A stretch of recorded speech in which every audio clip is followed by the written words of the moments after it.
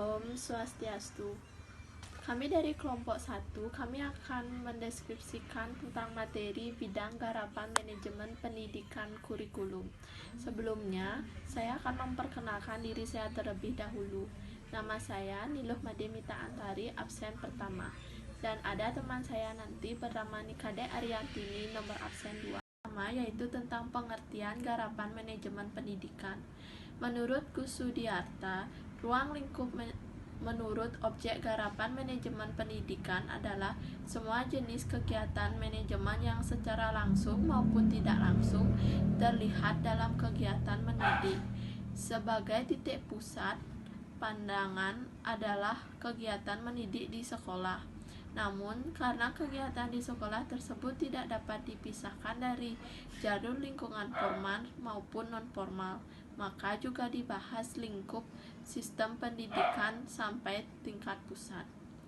Dan di sini juga ada secara umum manajemen pendidikan adalah proses keseluruhan kegiatan bersama dalam bidang pendidikan yang meliputi perencanaan, pengorganisasian, pengarahan, pelaporan, pengkoordinasian, pengawasan, dan pembiayaan dengan menggunakan atau memanfaatkan fasilitas yang tersedia, baik personil, material, maupun spiritual untuk mencapai tujuan pendidikan secara efektif dan efisien. Manajemen pendidikan merupakan faktor utama dalam penyelenggaraan pendidikan karena manajemen pendidikan merupakan suatu usaha bersama yang dilakukan untuk mendayagunakan semua sumber daya baik manusia maupun uang atau bahan-bahan dan peralatan serta metode untuk mencapai tujuan pendidikan secara efektif. Yang slide kedua ada tentang manajemen kurikulum. Manajemen kurikulum meliputi perencanaan, pelaksanaan, pengawasan, dan evaluasi kegiatan tentang pendataan mata pelajaran atau mata kuliah yang diajarkan atau dipasarkan, waktu jam yang tersedia, jumlah kelas, penjadwalan, kegiatan belajar mengajar, buku-buku yang dibutuhkan, program semester, evaluasi program tahunan, kalender pendidikan, perubahan kurikulum maupun inovasi-inovasi dalam pengembangan kurikulum. Selanjutnya ada tentang inovasi-inovasi dalam pengembangan kurikulum. Yang pertama ada mempersiapkan perumusan tujuan-tujuan kurikulum. Yang kedua ada mempersiapkan penentuan isi dan organisasi kurikulum. Yang ketiga ada menghubungkan kurikulum dengan waktu, fasilitas fisik dan personil yang tersedia. Yang keempat ada mempersiapkan bahan, sumber, dan perlengkapan bagi program pengajaran. Yang kelima ada mempersiapkan program survei pengajaran. Yang keenam ada mempersiapkan program pendidikan dalam jabatan bagi para guru. Istilah kurikulum berasal dari bahasa Yunani, yaitu kurir yang artinya pelari dan kurir yang berarti tempat berpacu. Istilah kurikulum berasal dari dunia olahraga, terutama dalam bidang atletik pada zaman Romawi kuno. Menurut UU No. 20 tahun 2003 tentang Sistem Pendidikan Nasional menyebutkan bahwa kurikulum adalah seperangkat rencana dan pengaturan mengenai tujuan, isi, dan bahan pelajaran serta cara yang digunakan sebagai pedoman penyelenggara kegiatan belajar untuk mencapai tujuan tertentu. Proses dalam pengelolaan kurikulum ada 3, yaitu tahap perencanaan, tahap pengorganisasian dan koordinasi, dan tahap pelaksanaan. Kurikulum 2013.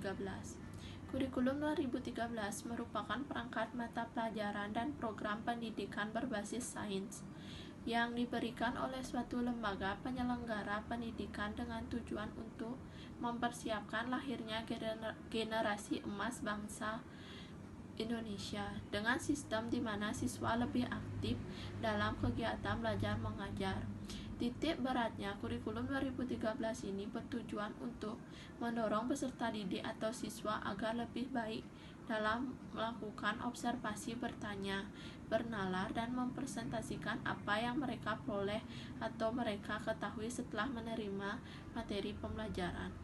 Dalam kurikulum 2013 ini juga ada strategi pengembangan pendidikan.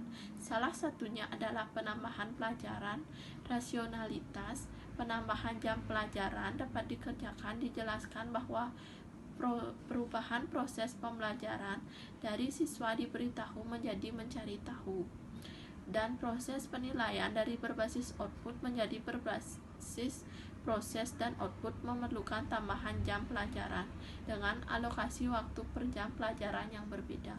Selanjutnya ada tentang alokasi waktu per jam pelajaran.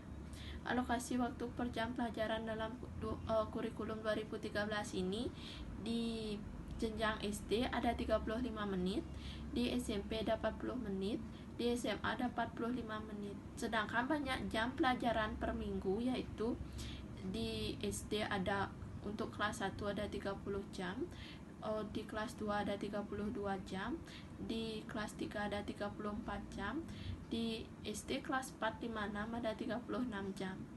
Di bidang SMP ada 38 jam dan di SMA ada 39 jam. Untuk slide selanjutnya akan dibahas lagi oleh teman saya. Om Swastiastu. Perkenalkan, nama saya Nikari Ariantini. Jadi di sini saya mau melanjutkan presentasi dari teman saya, yaitu yang pertama tentang rasional pengembangan kurikulum 2013. Jadi untuk pengembangan kurikulum 2013 merupakan langkah lanjutan pengembangan kurikulum berbasis kompetensi yang telah dirintis dari tahun 2004 oleh KTSP 2006, yang mencangkup kompetensi sikap, pengetahuan dan keterampilan secara terpadu. Pengembangan kurikulum perlu dilakukan karena adanya berbagai tantangan yang dihadapi, baik tantangan internal maupun eksternal. Jadi untuk tantangan internal maupun eksternal, jadi di sini saya akan menjelaskan yang pertama yaitu tentang tantangan internal. Jadi untuk tantangan internal ini ada dua bagian, yaitu pemenuhan 8 standar nasional pendidikan yang meliputi standar pengelolaan, standar biaya, standar isi, standar sarana dan prasarana, standar pendidikan dan tenaga pendidikan, standar proses, standar penilaian, dan standar kompetensi kelulusan. Jadi untuk yang kedua itu perkembangan pendudukan Indonesia dilihat dari pertumbuhan penduduk usia produktif. Jadi untuk yang kedua itu ada tantangan eksternal. Jadi untuk tantangan eksternal itu ada 4 bagian, yaitu tantangan masa depan antara lain globalisasi, kemajuan teknologi informasi. Yang kedua kompetensi masa depan antara lain kemampuan berkomunikasi, kemampuan berpikir jernih dan kritis, kemampuan menjadi warga negara yang bertanggung jawab, kemampuan untuk coba mengerti dan toleran terhadap pandangan yang berbeda, yang memiliki kesiapan untuk belajar. Yang ketiga, persepsi masyarakat antara lain terlalu dikritik beratkan pada aspek kognitif, beban siswa terlalu berat, kurang bermuatan karakter. Yang keempat itu ada fenomena negatif antara lain perkelahian pelajar, narkoba, korupsi, plagiarisme, dan kecurangan dalam ujian. Jadi untuk selanjutnya itu tentang metode pembelajaran dalam kurikulum 2013. Yang pertama itu ada metode pembelajaran adalah cara yang digunakan dalam pembelajaran sehingga diperoleh hasil yang optimal. Jadi dalam kegiatan metode pembelajaran dalam kurikulum 2013 ini terdapat 9 bagian yang akan dilaksanaan saat kegiatan ngajar mengajar, yaitu yang pertama itu digunakan metode ceramah.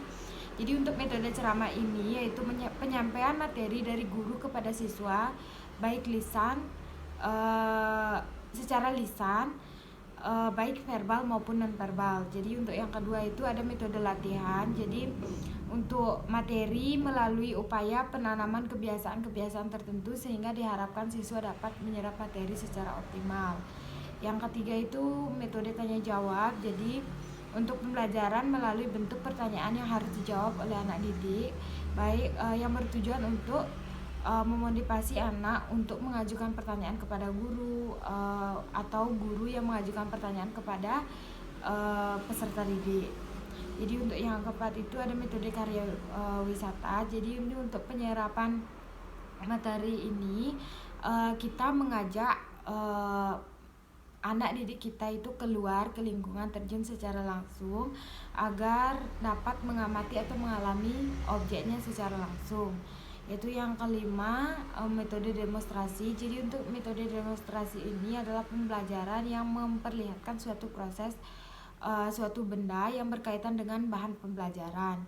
Yang keenam itu ada metode sosidrama. Jadi untuk ini, metode ini yang memberikan kesempatan kepada anak didik untuk melakukan kegiatan memainkan peran tertentu yang terdapat dalam kehidupan sosial.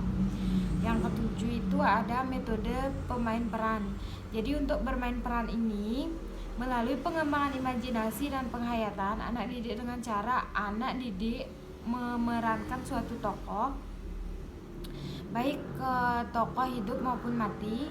Metode ini mengembangkan penghayatan tanggung jawab dan terampil dalam memaknai materi yang dipelajari. Jadi untuk yang ke-8 itu ada metode diskusi. Jadi untuk metode diskusi ini adalah pembelajaran melalui pemberian masalah kepada siswa dan siswa diminta untuk memecahkan masalah secara berkelompok. Yang ke-9 metode pemberian tugas dan resitasi, yaitu metode pembelajaran melalui pemberian tugas kepada siswa. Resitasi merupakan metode pembelajaran berupa tugas pada siswa untuk melaporkan pelaksanaan yang telah diberikan oleh guru. Jadi untuk materi selanjutnya itu tentang model-model pembelajaran yang sesuai dengan kurikulum 2013. Yang pertama itu ada model inquiry learning. Jadi untuk langkah-langkah model inquiry learning ini yaitu observasi untuk mengamati berbagai fenomena alam.